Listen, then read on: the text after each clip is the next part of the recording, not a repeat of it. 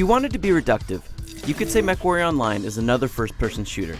But unlike games like Quake, Unreal, and Call of Duty, MechWarrior offers unique pacing. Each lumbering step of your customized machine matters, and maneuvering and angling your body is as big a part of the strategy as working with your teammates.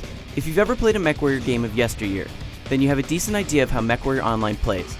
You pilot a giant walking death machine, taking it into battles involving up to 24 players. Each battle allots only one life, so those who blindly rush into the fray will quickly be blown to pieces. Battles are decided by wiping out the enemy team or by taking over their base. Previous MechWarrior games basically boiled down to players just piloting the biggest, most armored mechs they could find. To counter this mentality, Piranha has done a few things. The first is making all mechs vulnerable. Sure, the heaviest assault class mech can take a beating, but if you're just a mindless berserker who charges into battle, you'll quickly find yourself overwhelmed by enemy fire. Fighting in an assault mech like the Atlas means you're moving really slowly, and you need to consider enemy positions and the lay of the land if you want to survive. A light mech might not hurt you all that much, but they could sneak past you and capture your base while you're too far away to get back in time. Also, the level of armor you have doesn't necessarily mean that you'll become an increasingly bigger bruiser.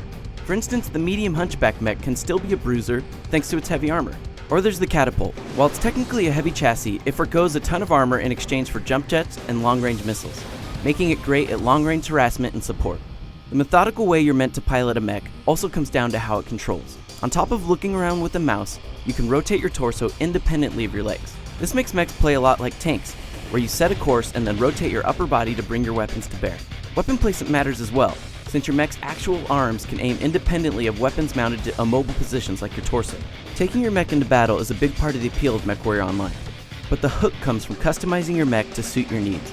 In between missions, you can jump into Mech Lab, placing new equipment on your mech. This means that you can buy the default chassis and, depending on the type of hardpoints it has, equip it with very different weapons. The key thing you have to balance is the mech's weight limits as well as how much heat it generates when firing. You could give it a ton of lasers, but rapidly firing them in the heat of battle causes your mech to shut down and leave you vulnerable.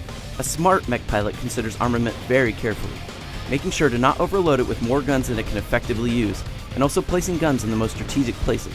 While many details on upcoming systems are yet to come before its summer release, it's already fun pounding the ground in gigantic machines and blasting the hell out of the competition.